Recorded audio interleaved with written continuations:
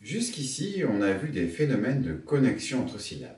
Aujourd'hui, on s'intéresse à quelque chose qui disparaît ou parfois réapparaît. Le son E, qu'on appelle aussi E caduc car il peut tomber. Ce qui est particulier avec ce son, c'est qu'il change directement le nombre de syllabes d'un énoncé. Le même mot peut avoir deux réalisations selon le locuteur, le débit, le registre. Exemple simple. À l'écrit, 3 syllabes. À l'oral, 2 possibilités. Samedi, 3 syllabes ou samedi, 2 syllabes. Et quand le E disparaît, la consonne qui le précédait ne reste pas suspendue dans le vide. Regardez. Dans samedi, le M qui se retrouve seul se colle à la voyelle qui précède. Il rejoint la syllabe de gauche. On passe de samedi à samedi. C'est un point important pour les enseignants. La chute du E entraîne une restructuration syllabique, pas juste une suppression. À vous, mettez sur pause, marchez ou tapez d'abord avec le E. Tu te couches tard.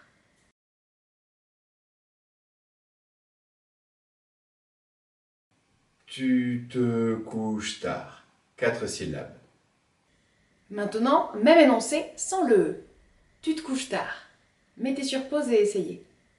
Tu te couches tard, 3 syllabes. Le T de te est collé au U de tu. Une autre plus longue, d'abord avec E. Tu vas chez le médecin.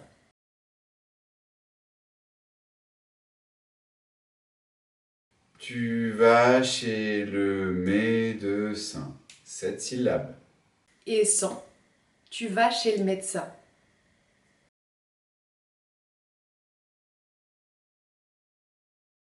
Tu vas chez le médecin, 5 syllabes.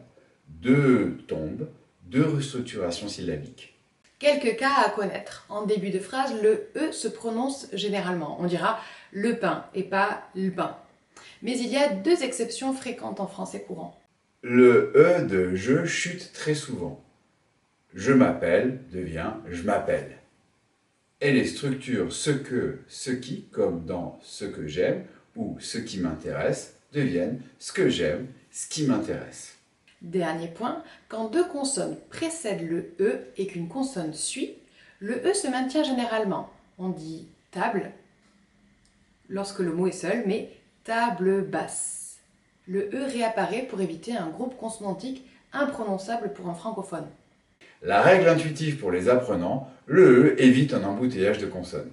Une précision, la présence ou l'absence du E n'est pas aléatoire, elle dépend du registre ou du débit. En français soutenu ou lent, on prononce davantage de E. En français courant ou rapide, il tombe. C'est de la variation stylistique ou régionale, un point utile à transmettre en classe pour dédramatiser. On a maintenant une vision assez complète de ce qui se passe au niveau de la syllabe en français. Dans la prochaine vidéo, on va prendre de la hauteur et parler du mot phonétique.